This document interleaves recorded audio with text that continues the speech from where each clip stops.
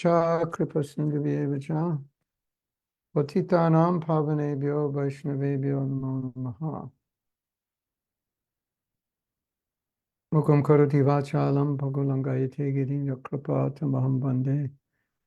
Sri Guru Dinatarinam, Sri Krishna Chaitanya Prabhu Nityananda Shri Advaita Gadadhar, Sri Vasari Gaur Bhaktavrinda, Hare Krishna, Hare Krishna, Krishna Krishna, Hare Hare, Hare Ram, Hare Ram, Ram Ram, Hare Hare. So, my dear devotees, we were speaking a little bit last week about how we're a bit helpless, and that's why we're praying.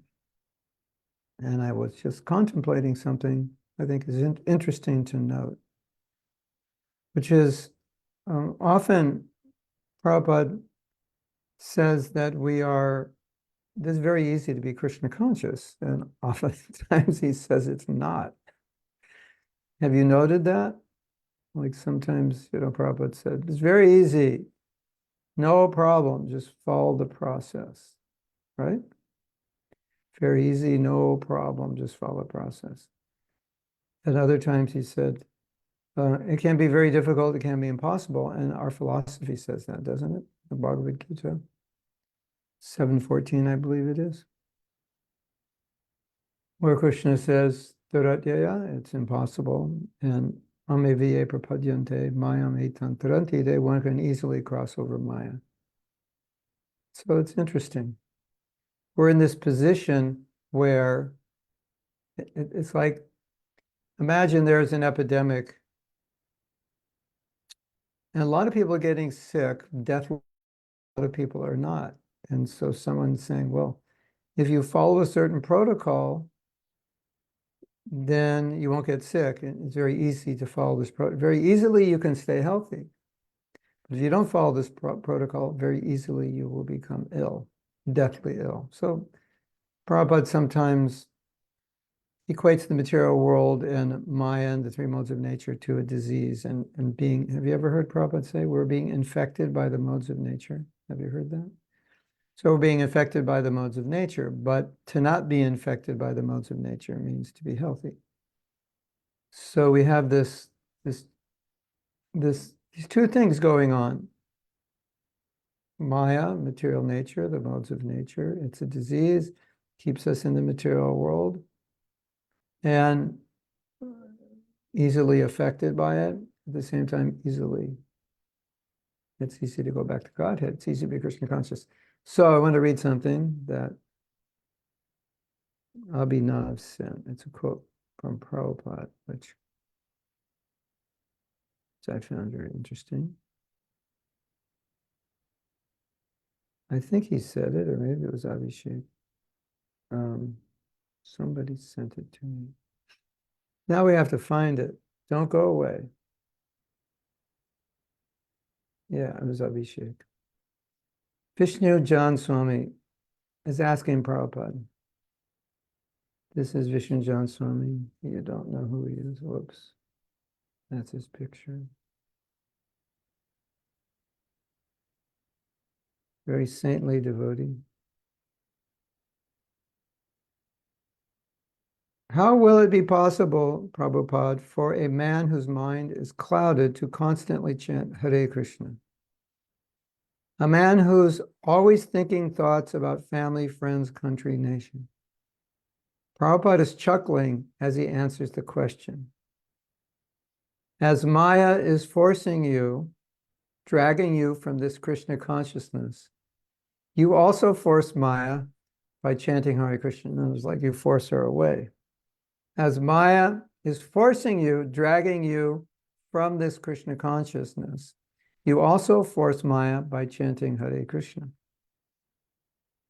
There is a fight.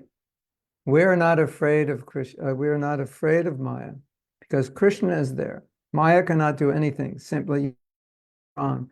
And what is that strength? Chant Hare Krishna.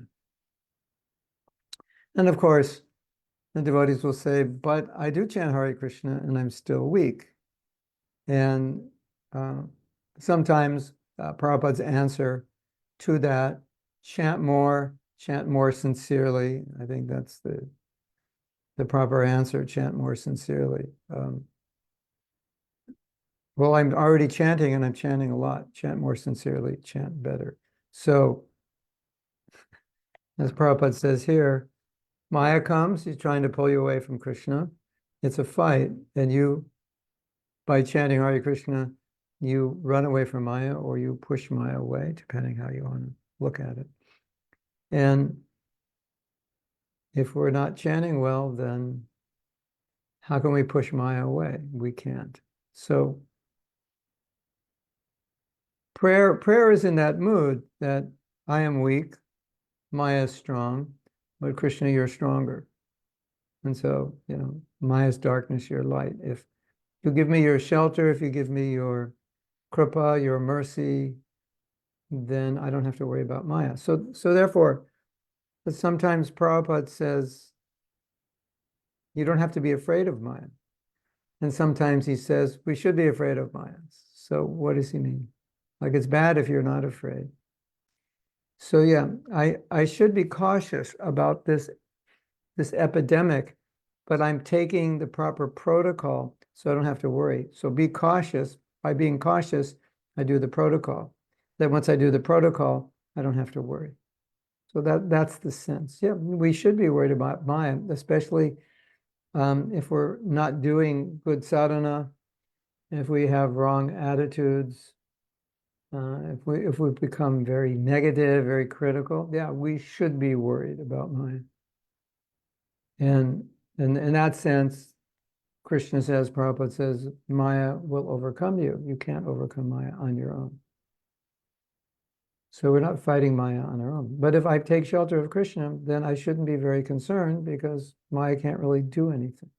Maya can only do something to those who don't take shelter. So I don't know if you're getting the sense by reading all these prayers, but by reading all these prayers, we're just reading how pure devotees take shelter of Krishna through prayers. That's one of the ways. But in essence, their prayers are just, it's not just that they take shelter of Krishna through prayers. Of course, they take shelter of Krishna in so many ways, but the prayers are showing us how they take shelter, what's going on in their mind and their heart.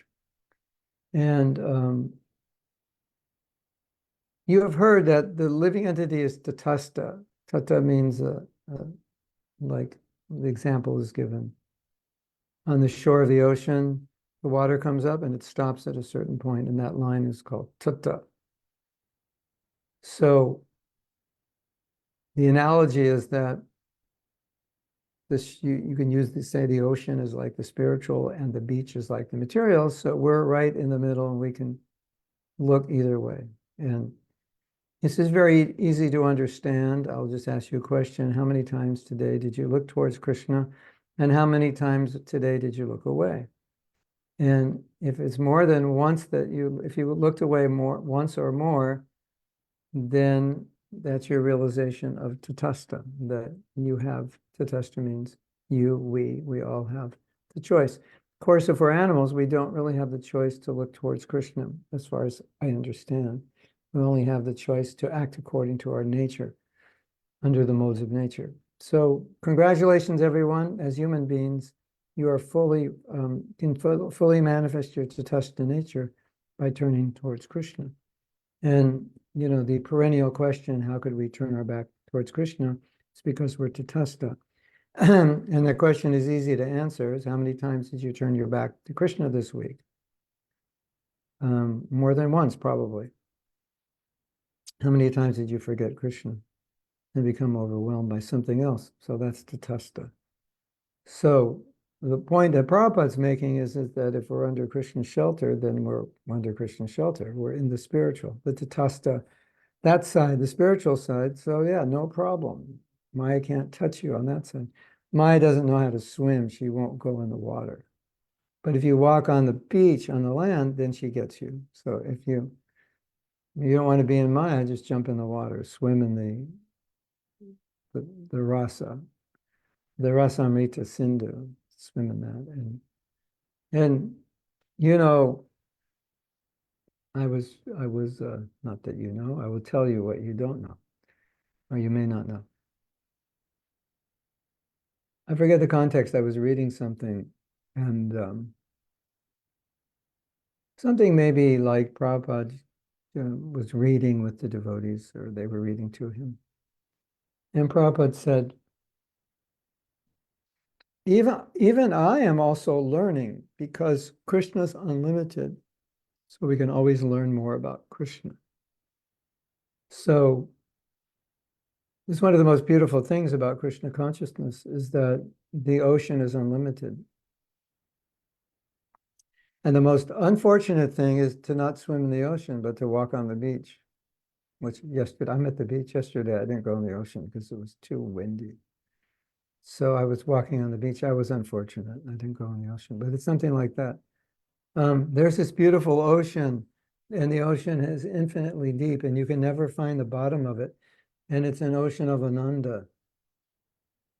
And the only mistake that we can make as devotees is to not swim in that ocean, but to walk on the beach. And then when we walk on the beach, then we're not happy because we know we're not supposed to be walking on the beach. So I can't really enjoy the beach because I'm not really supposed to be on the beach. I'm really supposed to be in the water, but I don't want to go in the water because I like walking on the beach, but I know I shouldn't be. Like, just jump in the ocean. That's where your happiness is. So there's no happiness in sand. Happiness is in water. So we all understand this, but I just want to underscore how important this is. But even more than that, I want to underscore how Mahaprabhu's Leelas, Krishna's Leelas, they're so vast. Why are they so vast? So you know, go in the ocean, you can swim forever. You'll never get to the end. There's always something new and refreshing and better and different. So it's so unfortunate for us with all the with all the nectar given in Chaitanya Leela and Krishna Leela and Krishna's words and the words of the sadhus and acharyas that we're not like swimming in that ocean. And then if we don't swim in that ocean, then the beach starts looking better and better. We go in the ocean, oh, it's too rough, it's too cold, I don't like it. And then we're looking more towards the beach. Then the beach can never satisfy us because it's just sand. Sand won't make you happy. Okay, that's the name of this lecture. Sand won't make you happy, water will make you happy. No one will understand what it means. And then the subtitle, if you want to understand what that means, you have to listen to the lecture. So in one sense, our prayer, we're praying to stay in the ocean, Krishna. Isn't it that sometimes the devotee prays, I'm weak, I'm so stupid, I keep looking towards sand, I think sand's going to make me happy. And the devotee's praying, just keep me in the ocean. And then the other point we've been making is that, which this discussion also makes clear, is that like Maya doesn't know how to swim. So if you're trying to fight Maya from the beach, that's her territory, and you can't fight her. There's some big guy, you know, wants to beat you up, and you know how to swim, and he doesn't. You just run in the water and swim, and he can't do anything. He can yell at you, "Come out here! I'm going to beat you up." I said, "No, you're not. I'm going to swim in the ocean." And the beach is getting hotter and hotter and hotter, and you're cooling off in the ocean, and he's burning up, and he can't fight you. So you're not stronger than that big guy, but he can't fight you in the water. So we're not strong, but if we're in the water, then Maya can't fight us. But if we're trying to fight her directly, forget it. Like, you're not that smart. You're not that strong. Then you can outsmart Maya. As you already know, we all have full realization of that. Okay. So with that prelude, we can begin today. Do we have any questions, or did I answer them all last time? I answered them all. I went overtime last time. I answered the last couple. I answered very quickly, I think, so we could finish. All right. So this is called Song 19. Prayer for the Association of Devotees. Hari he bheda bhidhi anusare karma kori e samsare puna puna jiva janma bhai. Porba krita karma pale tamaraba icha pale janme jari nabi punuroy. O my Lord Hari, by working fruitively according to the Vedic injunctions in this material world, the soul continuously takes birth and, the soul continually takes birth again and again. If I have also to take birth once again, according to your will, due to the results of my previous fruitive actions, then I have just one request, to make to you, O Lord. You all know what he's going to ask, right? Tabe katamama shanihe purushottama tabe dasha shangij jana kare kita janma jari hoy tahe tera doya moy ahibahe shantushta antare. So then kindly hear me, O Purushottama. I have only one petition to submit before you. If I can only take my next birth, even as an insignificant insect within the home of your loving servants, as long as they're not ISKCON devotees. No, he didn't say that. Then I would become most completely satisfied, O merciful Lord. You know, like sometimes Prabhupada said, we're going to have an ISKCON in the spiritual world, and devotees are like, oh my God, I thought I was going to get away from ISKCON. We're just joking. I just read this morning that Bhakti Siddhanta said, if you see a fault in a devotee, I'm sure he's not, we say we see a fault in devotee, he's referring to, you see a fault that's not like a big thing, it's a fault that everybody has. It's not like this devotee just killed somebody or something like that, and you're pointing it out. Probably don't criticize. Nobody just killed somebody. Don't criticize. You're not. No, it's not like that. That's different. But this is like unnecessarily focusing on the fault, which we don't need to do. There's no benefit in doing it. There's no redeeming value for you or him or her or anybody. He said, if you see the fault like that, he said, then you should just think the problem is with your mind. That's where the problem lies. It's like, how beautiful is that? Do you ever get negative? And when you get negative, everything is bad. Kirtan's bad, the prasadam's bad, the class is bad, your husband's bad, your wife is bad, the weather's bad, your shoes are bad. You ever have that one? Oh, Krishna. You just hope your best friend doesn't walk in front of you because they're going to be bad also, right? So, so he's saying, yeah, when you're thinking like that, just think it's your mind that's doing it. It's not the situation. I thought that was beautiful. So, what is Bhaktivinoda Thakur saying? Why would he be willing to be an insect in the home of a devotee rather than a human being like a Brahmaloka is another song. I'd rather be on Brahmaloka or be Brahma himself. I'd rather be an insect in the home of a devotee. Wow, that's amazing, right? You have two choices, ladies and gentlemen. You can be a very successful materialist in a family in Beverly Hills, or you could be a dog in a family of devotees. And you're saying, as long as the dog lives in Beverly Hills, I'll take it. Because the Beverly Hill dogs they have a really good life. Maybe quite boring though.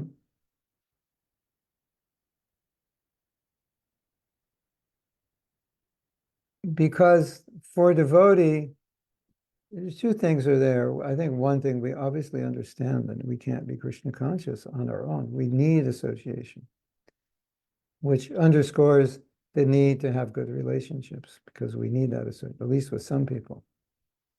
You may not love everybody, but at least close relationships with some devotees. And the other thing that Shastra says, Chaitanya Charitamrita, I'm not sure the verse, I could guess, but I think I'm wrong. Madhya 22, 118, I'm not sure, that's it. That you can't relish bhakti unless you're in association. So she's like, I don't like devotees, I don't want to see devotees, they drive me crazy, blah, blah, blah. Okay, but now how will you relish bhakti without devotees?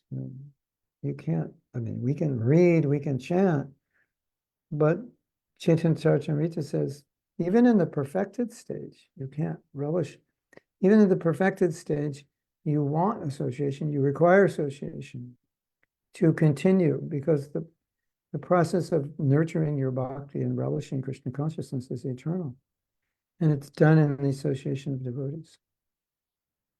So if I don't have that association, I cannot advance and I cannot relish Krishna consciousness. So better I take birth as an insect in the home of devotees. I can hear the kirtan, I can hear the katha. Well, I'll qualify that. In the home of devotees that like to do kirtan and talk about Krishna, not just any devotee. So if you're going to offer that prayer, I'd rather take birth in the home of a devotee.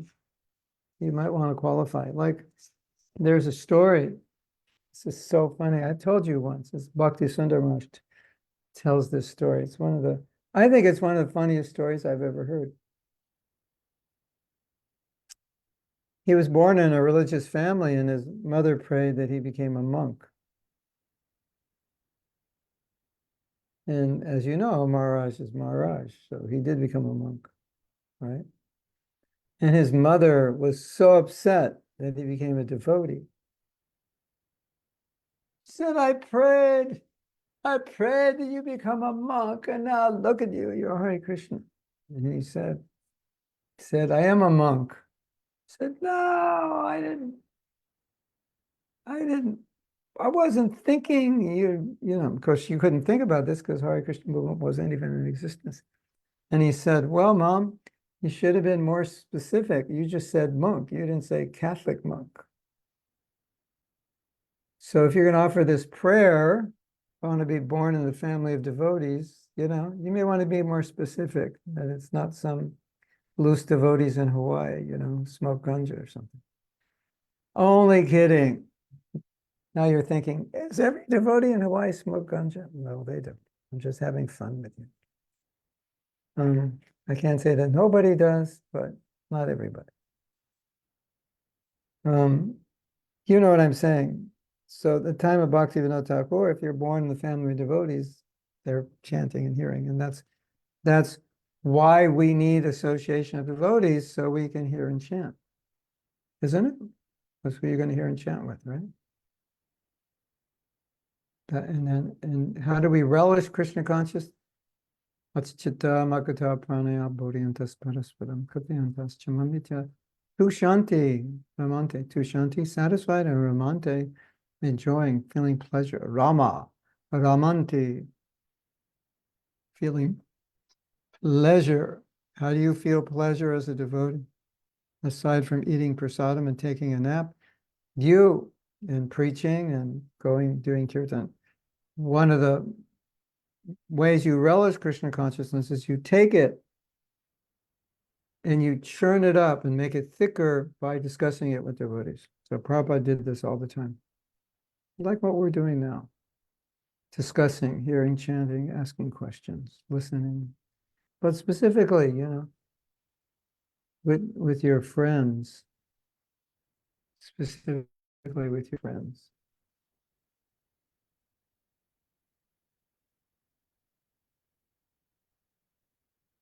So if she calls again, I may have to take this call. It's my mother-in-law who's trying to call my wife, who's not here, and her phone is off. So let's see what happens. I'll put you on mute for a second if I have to.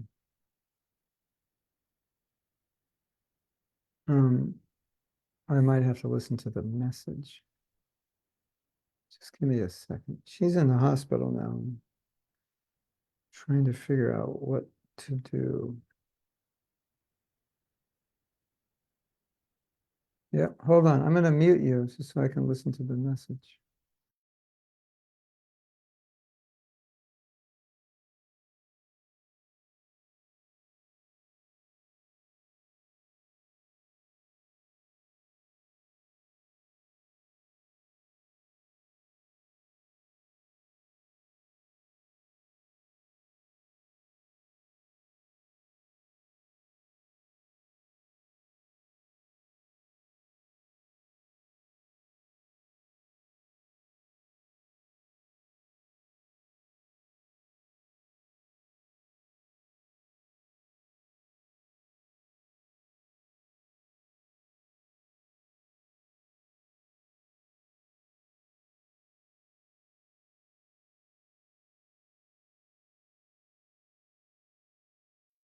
All right. Okay. So we're going to read the next one. Oh, this is from Abhishek. Abhishek has shared a verse. Naham tishtami. If you don't know this verse, that's also another reason to commit suicide. If you want to live and don't want to die, you have to learn this verse. Although this is not part of the Bhakti Shastri, I don't think. So, all right, you can live and not learn this verse, but you at least should know the Bhakti Shastri. If you don't know all the Bhakti Shastri verses, I don't know if you really bear the title of devotee. What do they say? Devotee and student driver or something. Devotee in practice, at least that. Naham tishtami vaikunte yoginam hridaya shuva tatra tishtami narada yatra gayanti mad bhaktaha. My dear Narada, actually, I do not reside in my abode Vaikuntha, nor do I reside within the hearts of the yogis, but I reside in that place where my pure devotees chant my holy name and discuss my form, pastimes, and qualities. Yes. So this is the essence of bhakti. Um, the most fundamental aspect of Krishna consciousness is to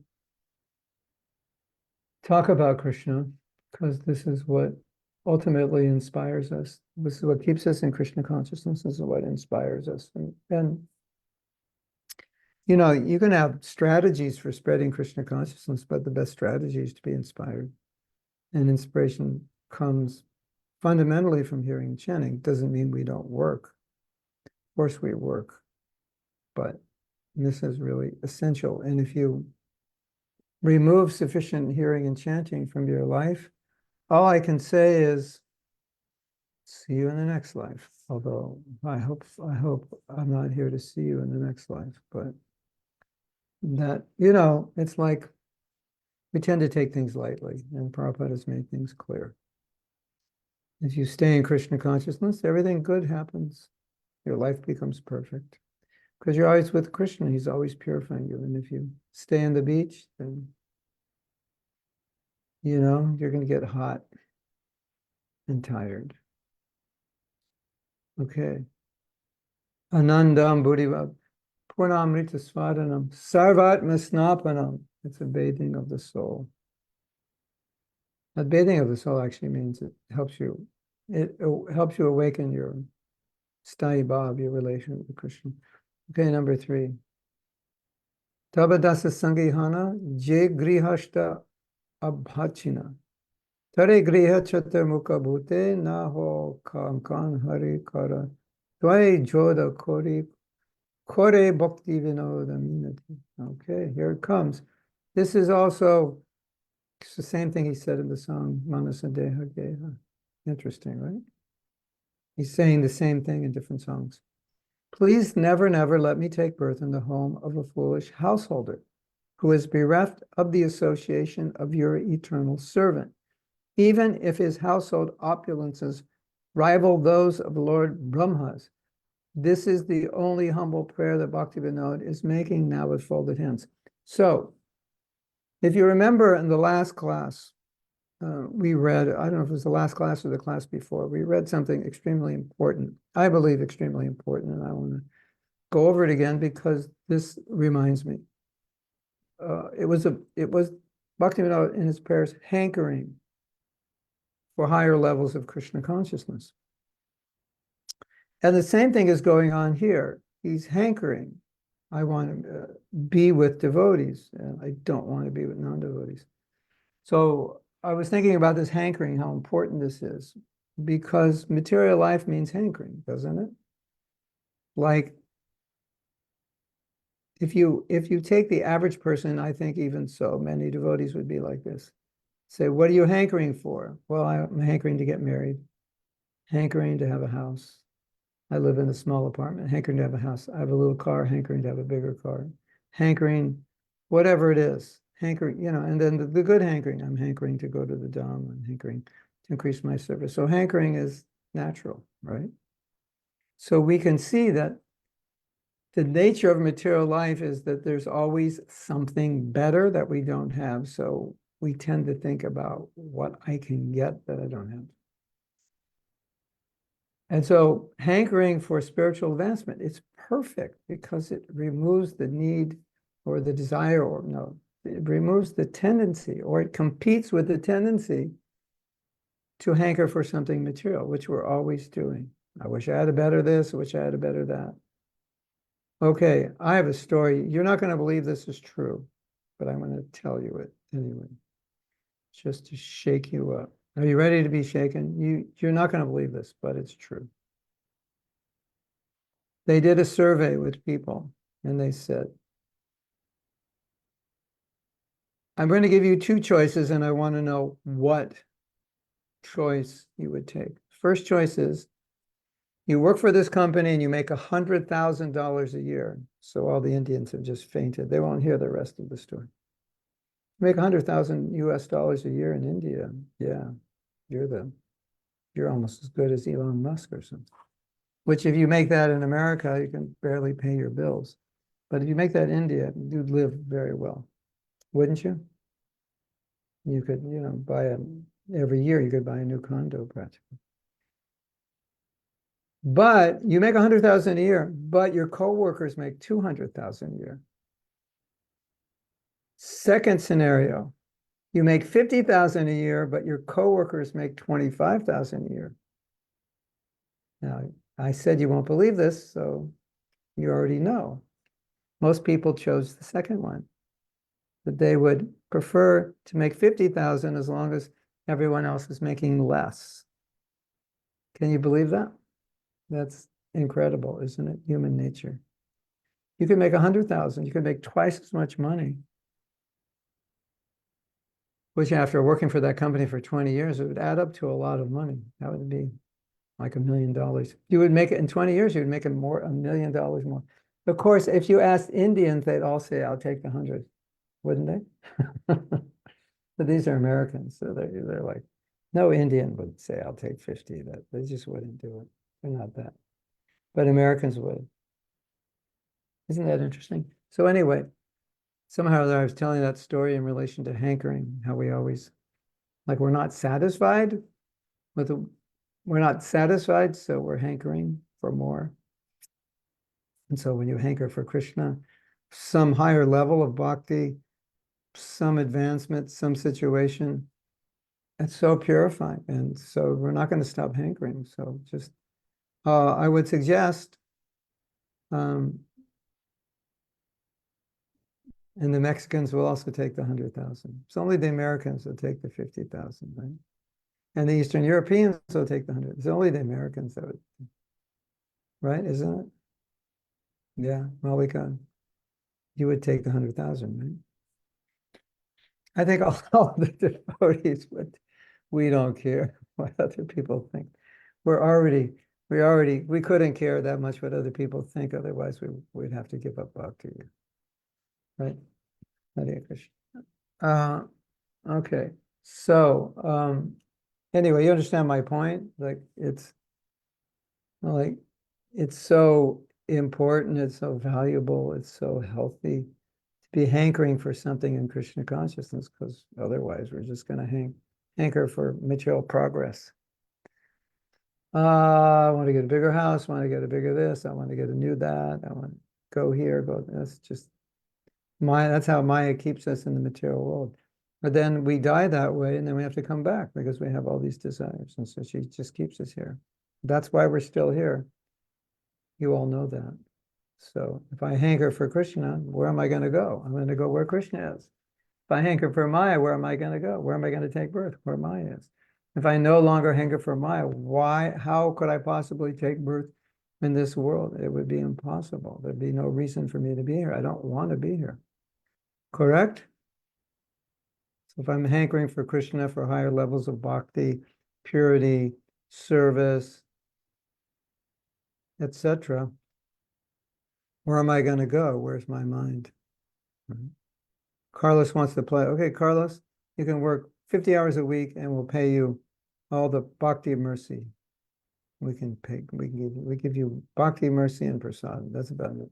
Generally, if you work for Krishna, you get mercy, you get a vacation house in the spiritual world upon retirement after a full life's worth of work. Yeah. All expenses paid vacation. But the good thing about that vacation is it's eternal, never ends. All expenses are paid forever, and you don't have to work. So you just work hard in this life, and then you'll never have to work again. And you can just play with Krishna, and take care of him, dance with him, whatever you like. Okay. So this is a beautiful prayer, Bhaktivinoda. Now, how could Bhaktivinoda pray this way? And why? Let's say you look at this prayer and you think, that's a beautiful prayer, but I still want things. Why is he praying this way? Because he's tasting Krishna consciousness, and he's saying, I don't want to be, the taste of Krishna consciousness is so sweet. I don't want to be, don't put me in a situation where I'm just surrounded by Maya and material opulence. I don't want that. It's of no value for me because I'm tasting the nectar of bhakti, and that's so beautiful.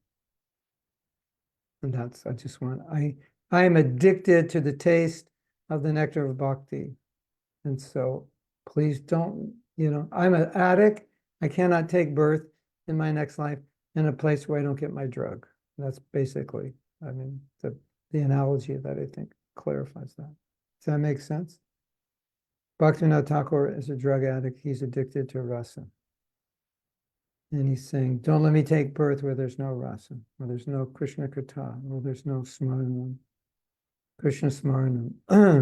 I need my drug. It's so sweet. I can't live without it. And if we can live without it, then we're not Krishna drug addicts, and we should be. Oh, that's another title. Maybe become a Krishna drug addict. Become addicted to Krishna. Yeah.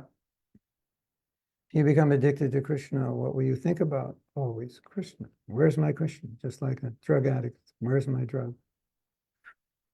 Okay, I guess we're going to the next part of the song. Oh, it's a new song. Hari Hey. That means, hey, Hari. Right? You figured that out? Hari Hey. You know Bengali. Shuni Hey Madhu Matana Mama Ek Bigyapana Vishela Kori Boli Ami Tomar Sebatva Mama Swakiya Bhai Babotama Amidasa Tumi No Swami. Oh, my dear Lord Hari, please hear me now, O Lord, who gives honey to those who you trample upon. I am revealing this specific confession unto you. The topmost wealth of my own ultimate service attitude is this: I am your servant and you are my master. So now he's not even praying, he's just telling Krishna, I just want you to know, this is what I understand.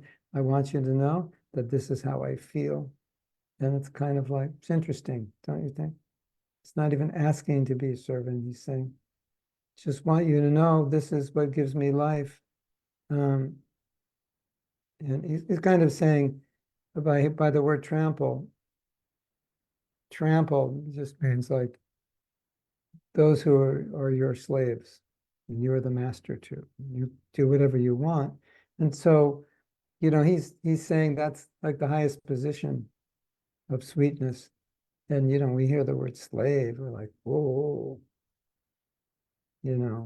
nowadays, 2024, if you say become a slave of Krishna, then you're going to get, what do they call that? When they shut you down. There's a word for it, something culture. shut down, close down. What's it called? I forget. Hold on, I'll tell you.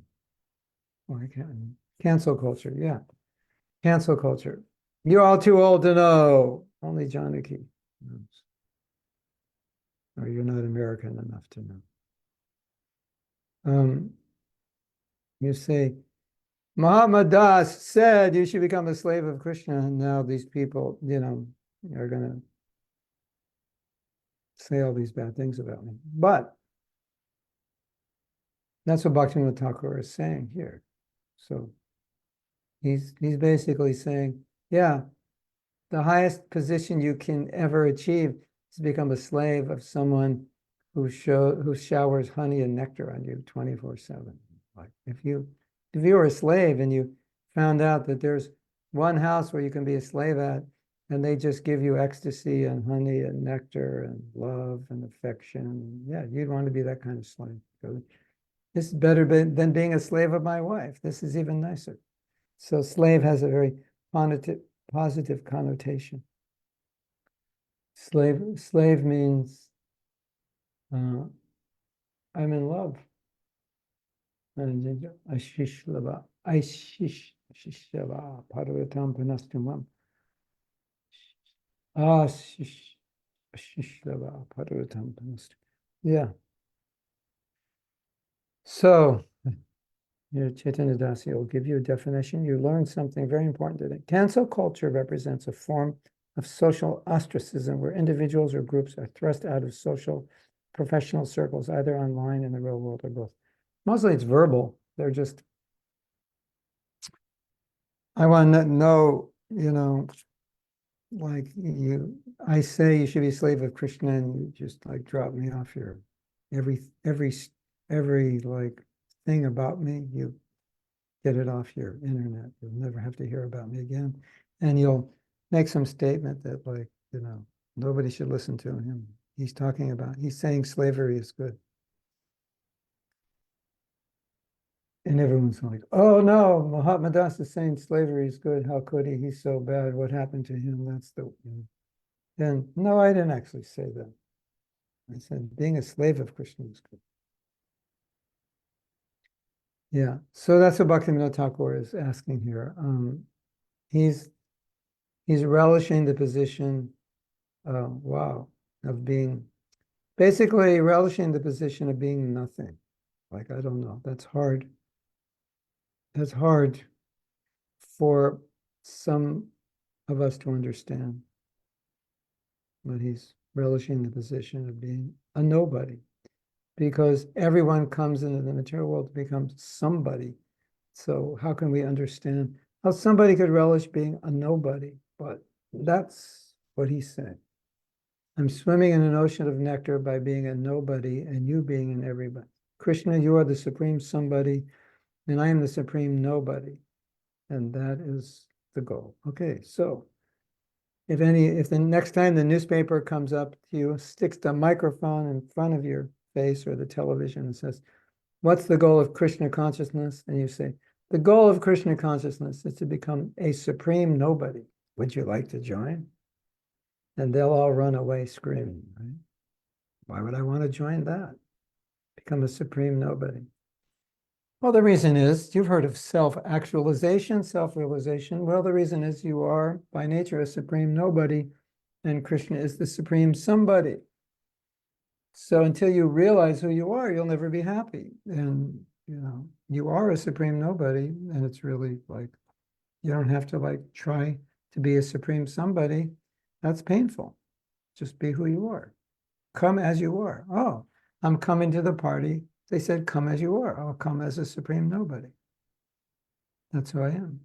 Don't come pretending to be somebody. Yeah, okay. We have a question. It boils down to loving ourselves more than Krishna. How can we put Krishna first naturally? Even in family life, I feel Krishna's not number one. How can I get out of this mediocrity?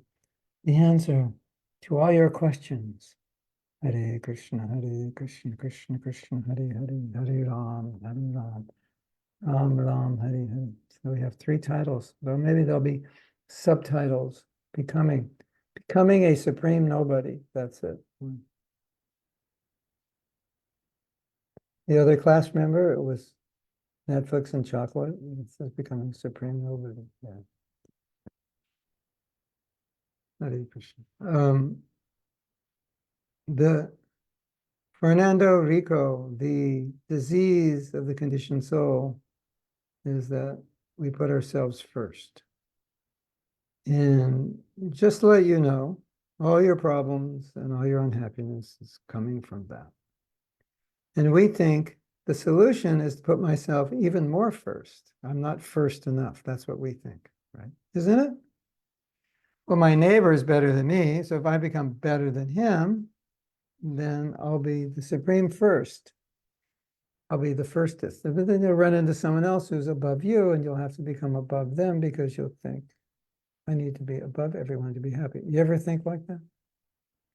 Somebody has something you don't have, and you just like go crazy because you think you can't be happy unless you have what they have.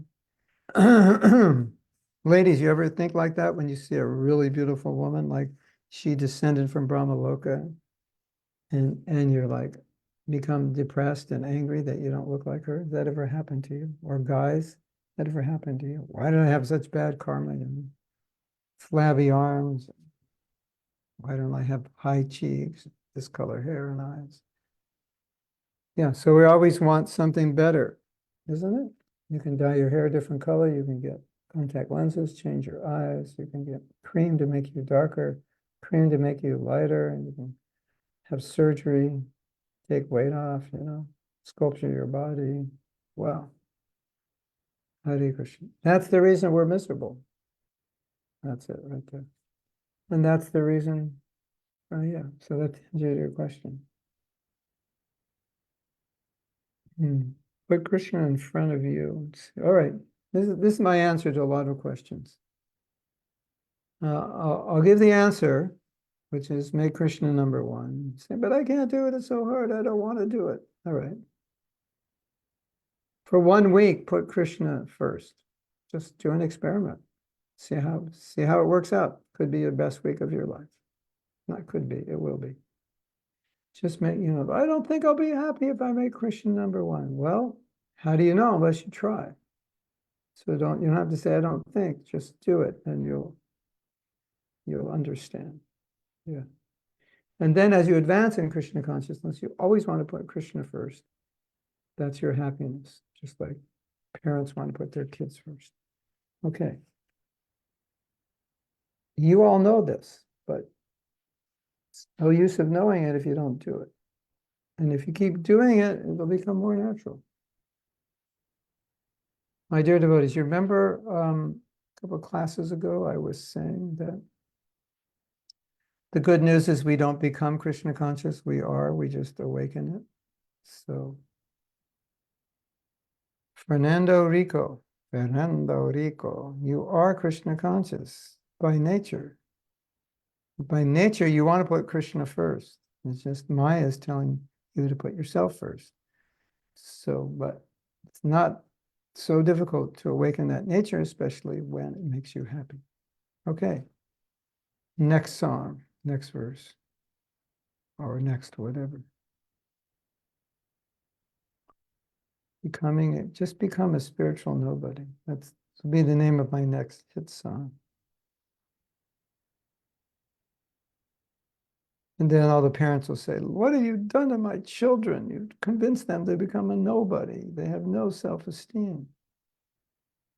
And they just want to chant Hare Krishna. They don't want to do anything else. Yeah, that's a problem of balancing these high realizations with, living in this world. It's awkward, isn't it? It's easier just to be in Vrindavan, isn't it? You know how many devotees, they go to Vrindavan and they're so ecstatic, and they go back to the West and it's like a plane crash, because it's like the West is so different from Vrindavan. And so we have to learn how to balance that. And a problem that devotees have when they're in Vrindavan and they leave Vrindavan is they misunderstand something. I was thinking about this yesterday. You misunderstand something. Like when you're in Vrindavan in the Sangha of devotees, thousands of devotees, and very high levels of katha and kirtan, and you're feeling like I'm in the spiritual world. This is it. I just want to surrender to Krishna. And then you leave Vrindavan, and then things change.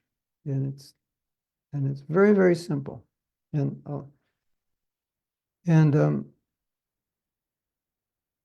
often devotees think, when I leave Vrindavan, everything's going to be the same.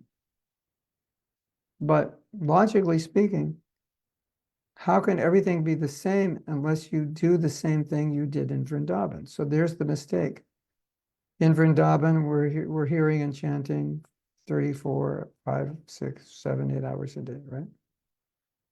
And then you go back to the West and you get busy and this and that. It's so hard to hear. I'm too tired. I don't have time and blah, blah, blah, blah, blah. And the temple's too far away and I don't like the devotees anyway. And the prasadam's no good. It's not healthy. And pretty soon you've got very little sangha and very little time with devotees. And then you kind of crash. And you crash from a higher place. So it hurts more. You crash harder. Have any of you ever experienced that? Hard crashing after Vrindavan? It's like the plane's higher, so it's crashing from a higher place. So if you haven't experienced it, that's good. You can experience it, and I'm trying to explain how to avoid it. Well, we're in this ideal environment where we're associating, we're hearing and chanting, everything is great. And we have to create that same environment. That's the wisdom of being in Dham. Like, why am I so blissful? Because I'm doing A, B, C, D. Okay. How can you think if you go back to the West and you don't do A, B, C, and D, you're gonna, don't be surprised if Maya comes knocking on your door. That's another. These are all titles for books also. So I just have to write like 400 books because I have so many titles.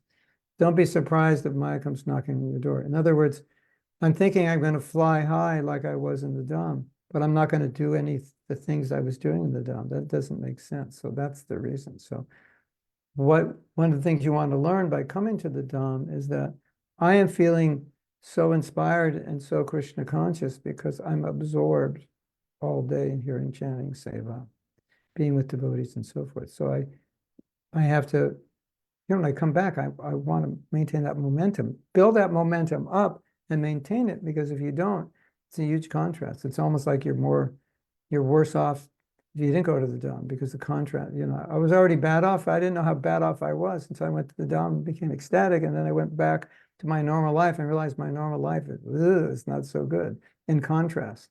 And then I become depressed. You know what I mean? It's like, your wife is not a good cook, but you don't know because you never ate any cooking from someone who was a good cook. And one day your friend comes over and cooks, and then it's much better. And then now you don't like your wife's cooking. Oh, your cooking's horrible. You never said it was bad before. Well, I never tasted anything better. So you get this very high nectar in the Dham. So you want to keep that up as far as possible. Yes.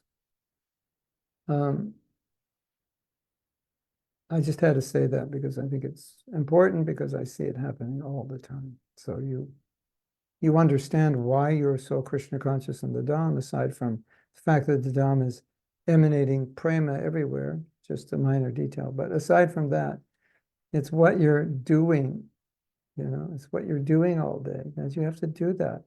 And then you create Vrindavan wherever you go. And if you leave Vrindavan, I'm having a hard time, I can never be that Krishna conscious. No, we'll do what you were doing in Vrindavan. Maybe it won't be exactly the same, but it will be close. Okay.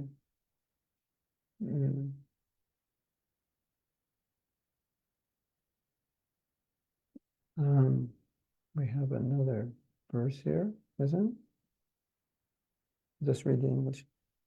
Oh, Achyuta, infallible Lord, I am not able to tolerate even a split second of life outside the purview of this divine wealth of your eternal service. Therefore, I have now decided to renounce everything that is near and dear to the illusion soul, such as the body, the life, material pleasures, as well as hopes for future sense gratification.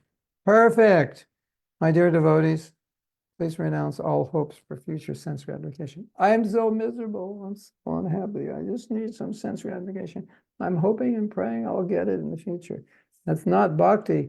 I'm hoping my heart will melt when I chant the holy name. That's bhakti. Correct? That's what you should be hankering for. You know, if you need material things, okay, that's one thing, but it's like, it's not a big deal. That's not the big deal. The big deal is the bhakti. I mean, what kind of devotee am I if I'm like praying to Krishna for sense gratification? Like, what kind of bhakti is that? I heard something beautiful yesterday. Would you like to hear? They interviewed a couple. She was like, I don't know, 84. He was 87. Been married like, for 26 lifetimes or something. They've been married for like 74.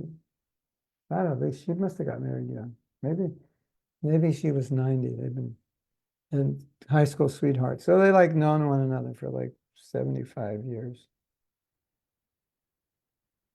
And so the person interviewing them said, so what's your secret? And she said, the secret is not to look into one another's eyes and say, I love you. The secret is to look together at the same thing. I was like, oh, that's nice. Right? So we're trying to look towards what Krishna wants. And she said that's, how a relationship works. You're looking in the same direction. So what direction is Krishna looking? Shouldn't I be looking in that direction? Why am I looking in some other direction? It doesn't make any sense. Right? So please think like that. What direction is Krishna looking? That's the direction I should be looking. Sounds like a good song, right? You like that? I thought that was nice. The direction, yeah. Because if I'm hoping, I will be happy when I get sense gratification. Oh, we need some sense gratification. But to think that's like the ultimate, of course not. That's just what I need. But my real aim is as Bhaktivinoda Thakur says, renounce everything that is preferable, that I don't need. Yeah. I mean, these are very elevated prayers. Give you my body, my life, everything. Okay. We can't imitate that. This, as we've discussed a million times, this can cause us to feel horrible because we can't. As I've often said, you can't do what you can't do. You can't renounce what you can't renounce. And it's like, I'm trying to renounce this and that. I'm like, but I can't. Yeah. You can't renounce what you can't renounce. You can only become more advanced and then renounce. You can't renounce more than you're advanced enough to renounce. Right? So we can't state of guilt reading this song and saying, I don't feel like giving my body, my life, all my pleasures. I need my, what's that kind of pillow you have? Memory. I need my memory foam pillow. I can't live without it. I can't surrender everything. I need my vegetarian Birkenstocks. I can't walk with any. No, that's not a problem. We need what we need, but obviously the idea is that that's not the ultimate goal of life. I knew a devotee who was a sannyasi. He traveled with his pillow because he needed that pillow. He couldn't sleep with any other pillow. Right. So, is that a big deal? No. But Bhaktivinoda Thakur doesn't even have a pillow. He's giving his life. What's wrong with that sannyasi? Well, someday maybe he'll live under a tree and, his arms will be his pillow. But, you can't make it happen before it happens. You can try, you can desire. So we desire, wouldn't it be nice that I would be in this position? Krishna is my life. Take it. I don't need it. If you want to give it to me, give it. Yeah. Krishna, material pleasure, what do I need? I just need to serve you. So anyway, we're entering into the heart of Bhakti. We have a question from Rashma. Dayaram, mercy and pleasure. The wanting of something that is Krishna conscious, like giving a good class or remembering verses like some other words. Please, can you elaborate on this? Yeah. Radha Charan, anything that's favorable to bhakti. If you want it, you're properly situated. Anything that's not favorable to bhakti and you want it, that's a problem. Why would you want something that's bad for you? So, like we say, is this good or is this bad? And the answer is, what are you doing with it? So I think, so many devotees get into this dilemma. Is this good? Is this bad? Prabhu, is it good if I sit down and when I chant my rounds? And my answer is, how am I supposed to know? You should know. Well, what do you think? Prabhu, is it good if I chant my rounds when I walk?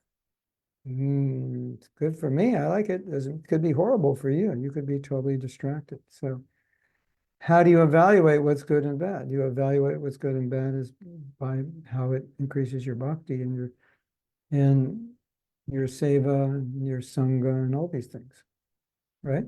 So you don't, if you ever wonder if something's good or bad, just look at the result.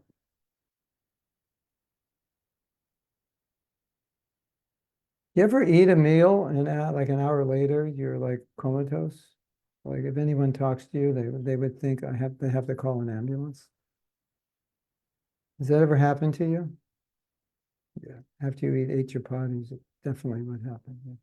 That happens to me every time I'm giving a seminar in the afternoon. I have a whole audience of people who are like they look like they're dead, although they're breathing.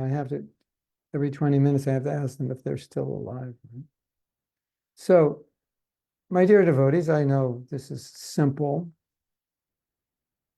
If you eat something and it makes you that tired, and you ask me the question, is that prasadam good for me or bad for me? Like, well, all I could say is, it doesn't look like it. What do you think? But Hari Bhakti ate 48 chapatis and he's running around, so for him, no problem. So it's not that 48 chapatis is bad. It depends who eats them. Prabhupada once said, you should have 2 chapatis. And then the devotees later questioned Prabhupada, only 2? And he said, well, if you can eat 10, if you can digest 10, then that's okay also. So, Prabhu, how many chapatis should we have? What's the exact number of chapatis that a real bhakta eats? And it's like, I don't know, because there is no number. So is 2 chapatis good? Is 3 good? Is 4 good? Well, what happens after you eat them? For me, no chapatis is good. As soon as I eat 1, then, call the ambulance. Actually, I don't need sleeping pills. If I'm tired, if I need to rest, I just eat a couple of chapatis. And for me, it's better than sleeping pills. I'm totally serious. So, but for you, maybe in Europe, the wheat is different than it is in America, or for you have a different system. So is this good or is this bad? There are some things which we can't use for Krishna. Like meat, we can't. What are we going to do with meat? We can't use it. What are we going to do with marijuana? Right? We can't employ it in Krishna service. There's no puja that we use it for. We don't ingest it. So obviously some things are bad, but most of the questions of good and bad are just, is it good or bad? Is it helping you or not? That's how you evaluate. I hope that's good.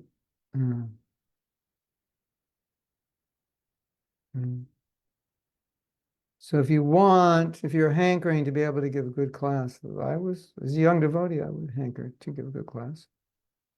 Learning verses, I would want to learn good verses, learn verses. Yeah, that's beautiful. We should hanker. For service, doing better service, we should hanker. How can I serve more, better, with more devotion? Yeah. should hanker for all these things. Okay, so I guess there's no more questions. We can read the next verse. O residents of the goddess of fortune, let all these things be neglected by me and fall into abject ruination hundreds of times. Whoa. Basically saying, let my material life fall apart. These are sentiments of a pure devotee, so you don't have to copy this yet. You can just contemplate it. I don't mind, for I will still remain immutably fixed in your eternal service. Bhakti says that the soul is irrevocably the eternal servant of Krishna, and except for this eternal service, there is no other reality. So, your average rank and file Hare Krishna recruit is not going to pray to Krishna to destroy their life and say, you can destroy it, I don't mind, right? Even your average not rank and file Hare Krishna is not going to pray like that, generally. Of course, we would say, Krishna, whatever happens is your mercy, all right, but we're probably not going to pray. But this is a prayer of devotion. So what is Bhaktivinoda? Is Bhaktivinoda Thakur praying to have his material life ruined? I don't think so, but he's saying, Krishna, you're my everything. So even if my material life is ruined, like whatever, it's not that important. You are my everything. So it's like a love. It's like expressing love. It's like a boy has a girlfriend, and she's like the daughter of someone very wealthy. And he said, even if your father doesn't give us a penny, and even if we're living under a tree, I will still love you. If that's what it takes to marry you. It's like that. That's what he's saying. Not like, I hope your father doesn't give you any money. He's not saying that, but it's like,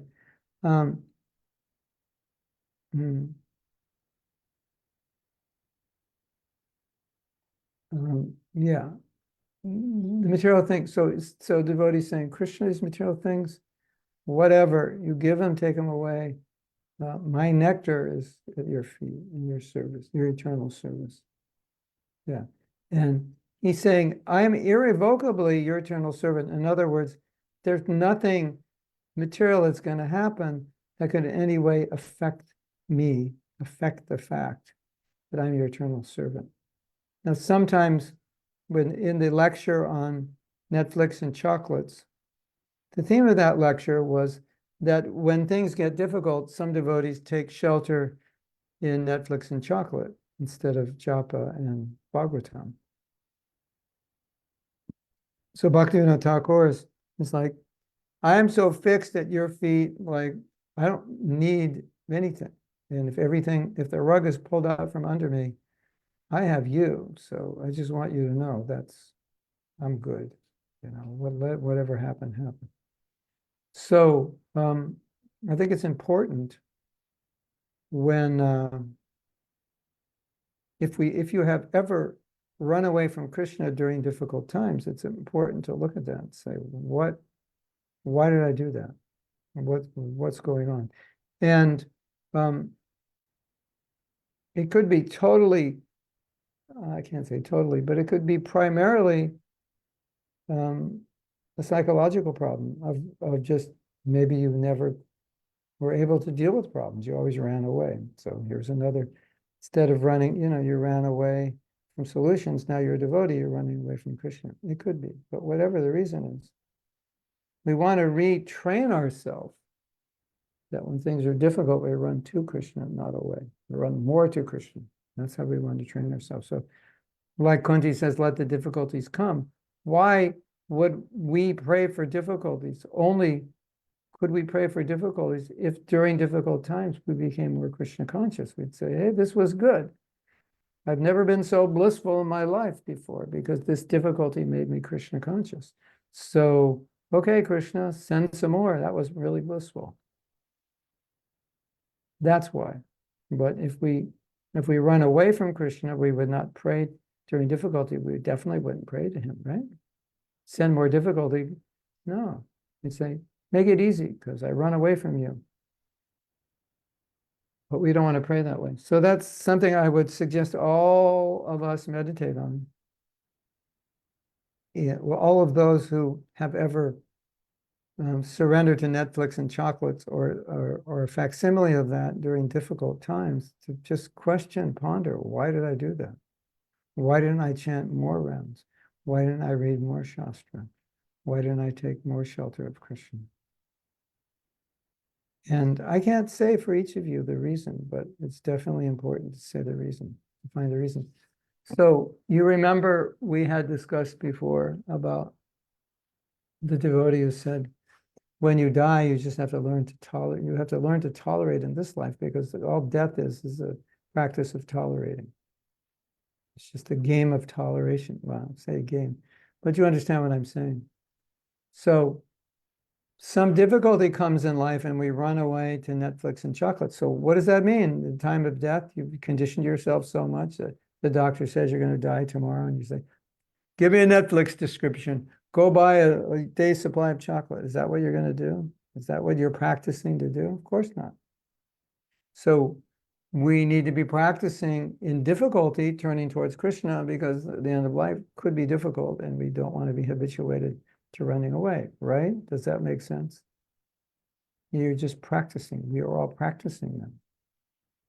For how to be Krishna. We're practicing how to be Krishna conscious during difficulty. If Krishna throws some difficulty, it's just like, okay, thanks for the practice, Krishna. You know, that's how we should, So like somehow or other, we need to train ourselves physically and psychologically, like every atom of our body just moves towards Krishna when there's difficulty, not moves away. That's so important. So whatever you have to do to train yourself that way, please do it. I've always done that. I think I was doing that before I was a devotee. Did I ever tell you the story? I think I told you. You can hear my mischievous activities. I lived at the bottom of a hill, so our houses were up high and the street was down. And behind us, there was like a little forest, small forest of bushes.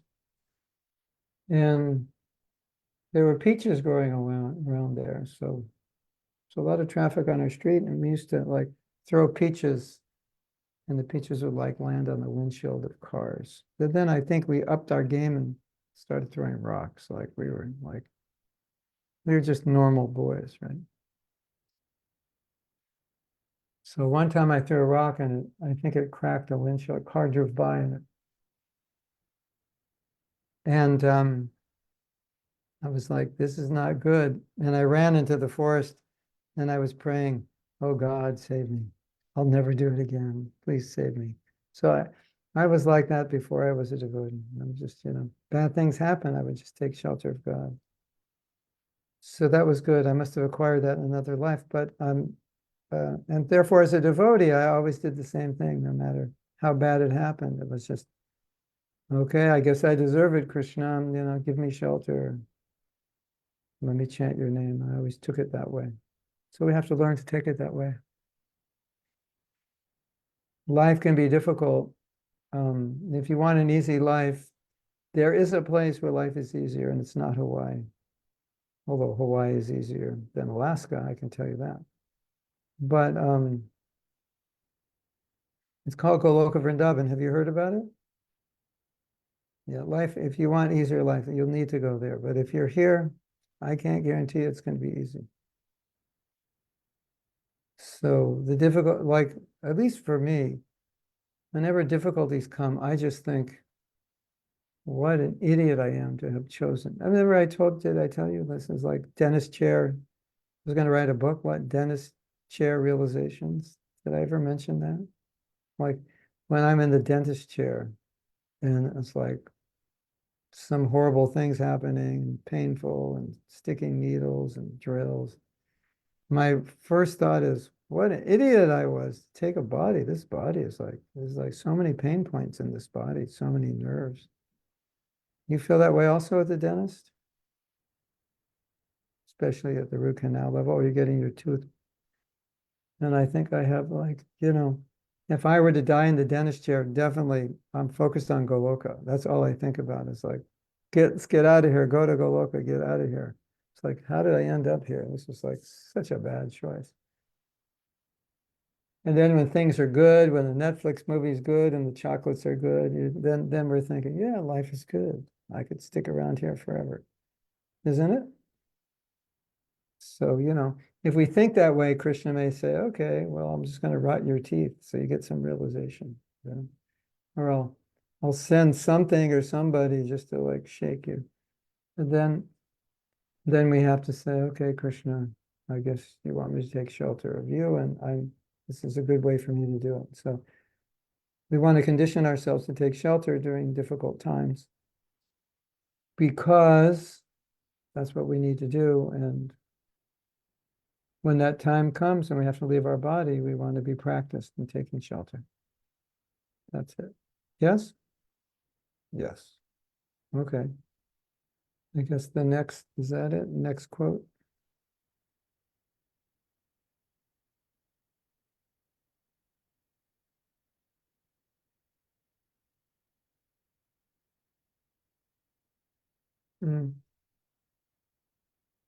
Oh, my dear Lord Hari, I am the most fickle-minded, completely bereft of proper etiquette and extremely insignificant. I always radiate an intense effulgence of jealousy. Prabhu, you're very effulgent today. Really? Yeah. Jealousy effulgence. Yeah. Just bring your boxing gloves if you say that to somebody.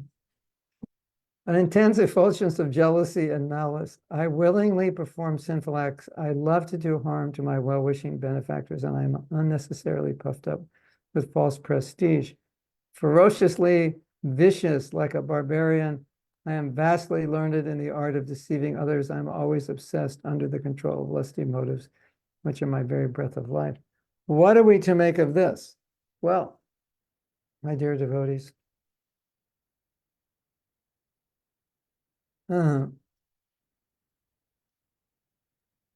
Bhaktivinoda Thakur is describing the deeply rooted nature of a conditioned soul.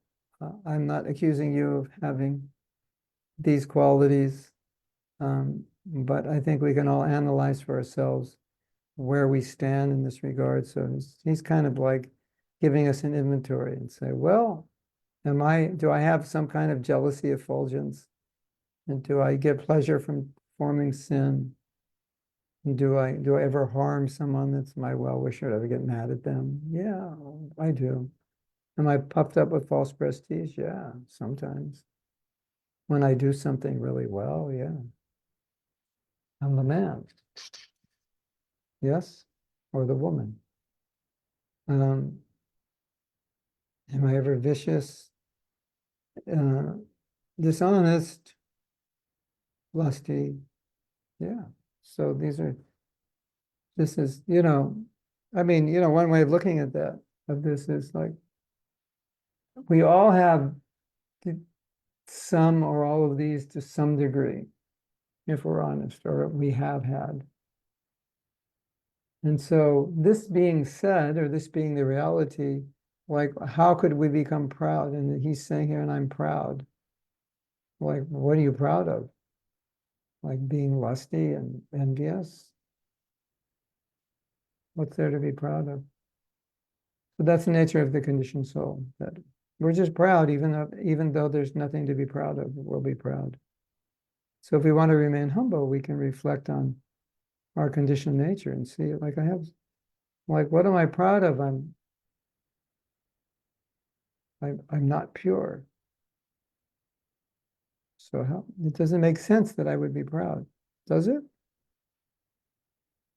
Oh, I led a beautiful kirtan, everyone danced. They said it was the best kirtan they ever heard, so now I'm proud. Yeah, okay, that's fine. But what about you? Are you more humble than a blade of grass now? Are you compassionate to all living entities? Like the real things, if you're like that, you could be proud of that.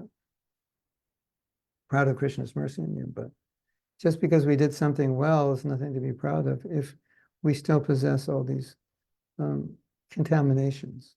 So if we're just honest then, it's easy to be humble if you're honest, isn't it? Yes. One devotee said, he gave a beautiful definition of humility. He said, I think it was Bhakti Prabhu. He said, humility is reality. So if we look at the reality of our situation, that we're small, we're helpless, more or less. We're in a body that's getting old. We can't stop it from getting old, and we're going to die. And, so the reality is we're powerless, or we don't have much power, and we're not that significant. We're pretty insignificant.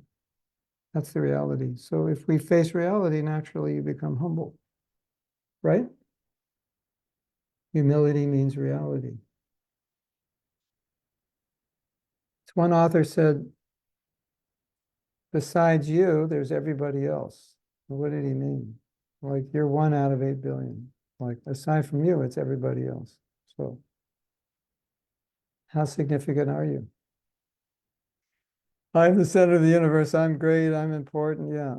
But aside from you, great, important soul, there's 8 other billion people. So they're not like so significant, mathematically speaking. If you are 1 out of 8 billion mathematically, what does that mean? What are you? What percentage of the world are you? 0.0, what are you? 0.1015, 0.0015. Chaitanya's asking you figuring it out. You're 1/8 billionth of a, what does it come out into? You're 1/8 billionth. Prabhu, you're just 1/8 billionth of this planet. Not so significant. 8.3 billion. We're going to get a figure now, percentage-wise.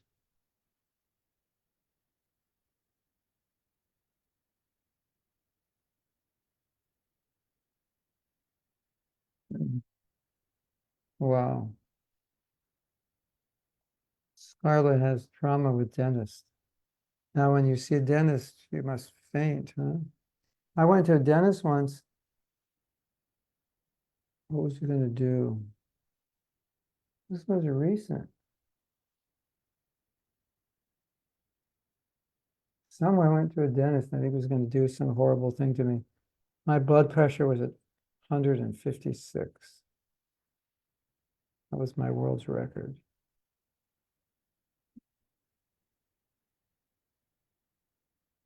How does one get rid of fear? Don't go to the dentist. That's one.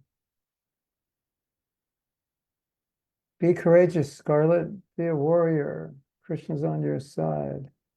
Hold on to his lotus feet. You can do anything. Krishna will protect you. Krishna's lotus feet. Sometimes, what's the calculation, Chaitanya Dasi? Her iPhone is, you're going to make the calculation. What percentage is 1 out of 8.3 billion? 0.00000. So that's how significant we all are.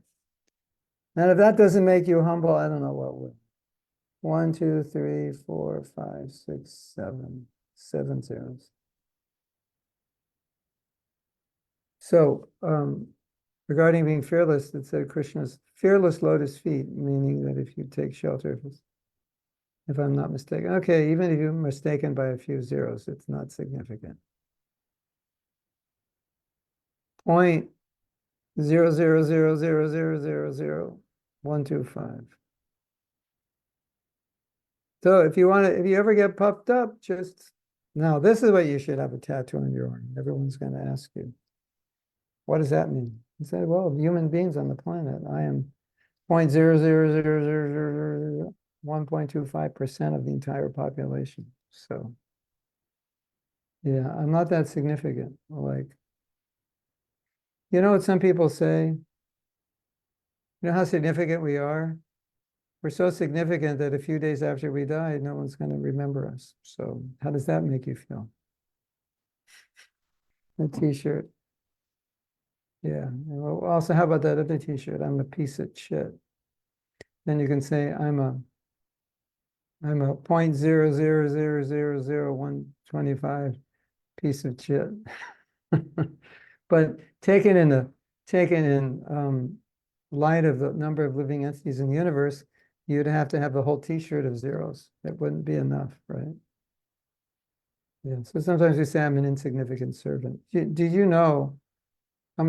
Scarlett, I'll get back to your question.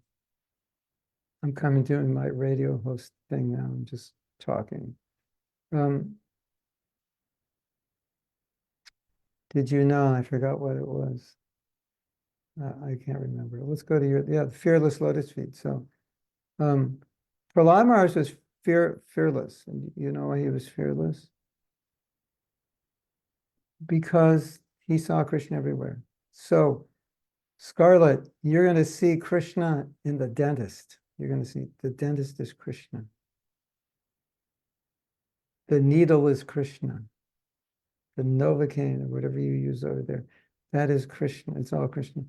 You know that's Scarlett, I don't know if you know this story, but there was a war between India and Pakistan, and there would be sirens, and you'd have to turn your lights out and go into shelters. And at that time, Prabhupada was taking prasadam. He was eating kachoris or something.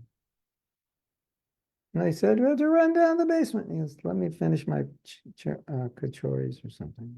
You know, he wasn't so worried about it. And then a reporter said, you know, the Pakistan is throwing bombs on India. Aren't you worried? And he says, no, I see that as Krishna. Krishna says, Tam I am. So somehow a devotee can see Krishna everywhere and be fearless. So, you know, Krishna is in the things I'm afraid of. So, of doctors, I'm the dentist. You can, you know, Krishna says in the Bhagavad Gita, like fish, I'm the shark, and about bodies of water on the ocean. He just goes down. And then he says, but this is just a small description. It's pretty insignificant, which means you could not make up, but you could expand it. Of doctors, I'm the dentist. Of scary things. What does Krishna say? Is there a verse like that? Of frightening things. Of frightening things, I am the dentist. It's just wherever you can see Krishna, then he's there. So fearlessness means, according to Shastra, fearlessness is achieved, or fearlessness means I see Krishna everywhere. So if I see Krishna everywhere, there's nothing to be afraid of. Correct? Correcto?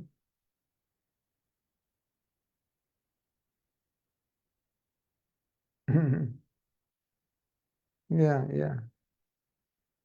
When you go to the dentist in Mayapur, pay your obeisances and hope your teeth are still there when you come out. No, they're good dentists. I've been there many times. And the price is like, yeah. The price is right, isn't it? Yeah. The price for one filling in America, you could get all your teeth filled there practically 3 times the same price. Okay, I hope that helps. Srila Prabhupada ki jai. Oh, Premanandi, Hari Hari Bol. So, what was the name of this class?